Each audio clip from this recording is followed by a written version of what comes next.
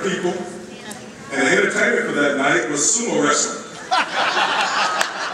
And myself and I talked to a couple of other of my teammates were dressing up in our sumo outfits, and we ran at each other and had our competition, and that was truly the most embarrassing moment of my life. Hopefully there are no pictures floating around at that time. But I look at what we have here tonight, over 600 people, a little over $2 million later, and I'm just blown away. I'm humbled.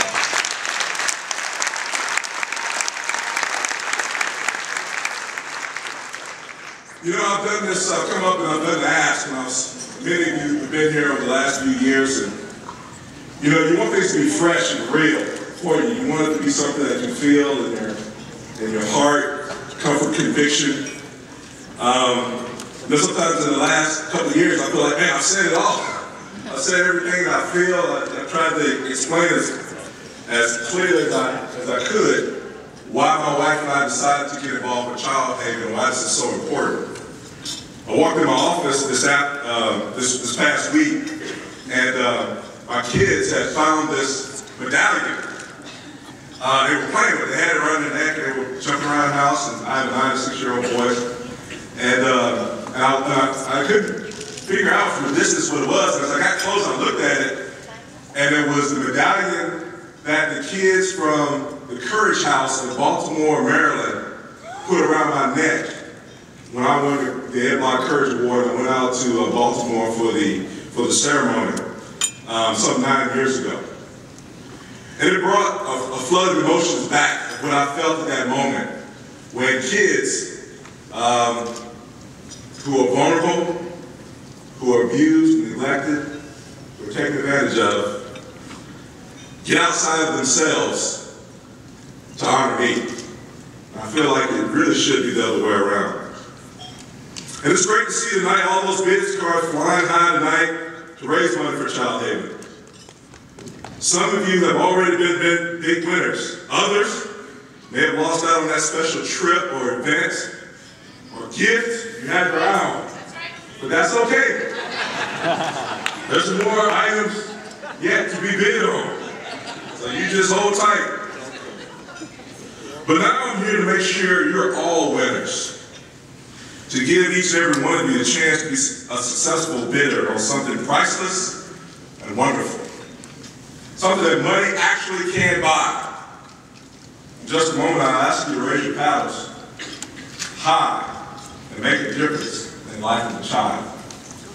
Earlier tonight, Deb Bromholm talked to us about teamwork. Well, that happens to be something that I know a lot about. As a kid growing up, my family was my team.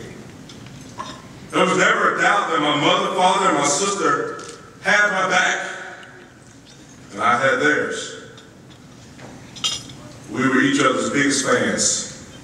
As a football player, I learned even more about teamwork. What made being the Seattle Seahawks so great was not the individual attention or the paychecks, although they were nice, or the drive for a championship, or even game day itself. It was being a part of a team where every member was equally important. It was being a part of a team where every member was equally important, and the stars on the field could not do their jobs, and everyone on the bench or in the back office or in the stands didn't do theirs. And when everyone pulls together to execute their roles to the very best of their ability, well, that's when the team really achieves greatness. I miss my Seahawks teammates more than really anybody will ever know. The camaraderie of the locker room, the single-mindedness of having one common goal that we're all striving for. The knowledge that the team's success is tied to each of us. Our lives were intertwined during a relatively brief period of our careers, but we all made an impact on each other in countless ways. Today, my team is my wife and our sons, Isaiah and Evan. Whatever we tackle together, winning or losing, doesn't matter as long as we're all there cheering each other on. It's having fans and supporters that make challenges worth fighting, joys worth celebrating, and life worth living. We all know that, right? Right? Nesby? Yeah. Right? We know that. Absolutely. We all know that our 12th man, our families, our friends, and teammates, they're the most important elements in our happiness and our success as human beings.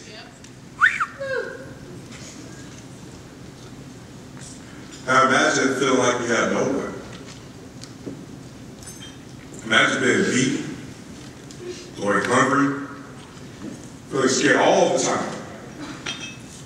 Imagine hurting inside and out, being so young that you just can't understand why your life is so hard and so unhappy. These are the children who come to Child Haven. They arrive as little babies, as toddlers, as 4 or 5-year-olds who, by all that's right and good in the universe, should know nothing but joy. But instead, they know more heartache than most of us will know in a lifetime. At Child Haven, they finally find their team. They find teachers and therapists and volunteers who all have nothing but those kids' happiness and success in mind. They find help, and they find hope, and they find love. Their Child Haven team is as relentless as any Super Bowl contender I've ever played against. They never give up on the child. Child Haven children who have been abused and neglected learn to trust again. They heal, and they win. But just as all of us need our 12th man, the children of Child Haven do too. That's where all of you come in. Tonight, you have the opportunity to truly give them a home field advantage that rivals Questfield. You have the chance to cheer them on with your wallets, donating to support the mission of Child Haven is the most important bid we make all night. And I want to encourage you to make it a very, very generous one. As you consider how much you're willing to give, I want you to think about how much all the people, the other people in your life, your teammates, your 12th man, have given you through the years. Think of what they've helped you achieve. Now's your chance to pay it forward by helping children who need us the most. Now's your chance to help their team achieve greatness. Tonight, become a Child Haven fan. Hold those big cards high. Thank you. Thank you for coming. God bless.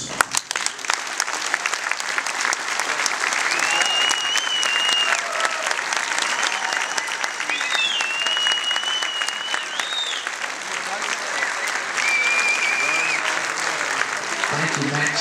Come on up here, Chris. Ladies and gentlemen, I hope you were moved by those words, but I hope you're more moved by the children of Child Haven. And Max certainly moved some of you. If you choose to donate tonight, you'll be breaking the cycle of abuse and neglect. For many of our children, we have one constant in a young life marked by unpredictability and turmoil. Ladies and gentlemen, you've heard the mission, you know the goal. We're all behind Mac and his team. Mac, as you were telling us those words and you're asking these people to give from their heart, they are responding. I came up here with notes that we were going to ask for donations of $10,000, $5,000, and all the way down the line to $100. We dreamed that we could start this fund and mission part out at the $10,000 level. Ladies and gentlemen, in the last couple moments, we have received 2 gifts on the back of this piece of paper. They're hand scratched. But somebody in this room, anonymously, would choose $1,000.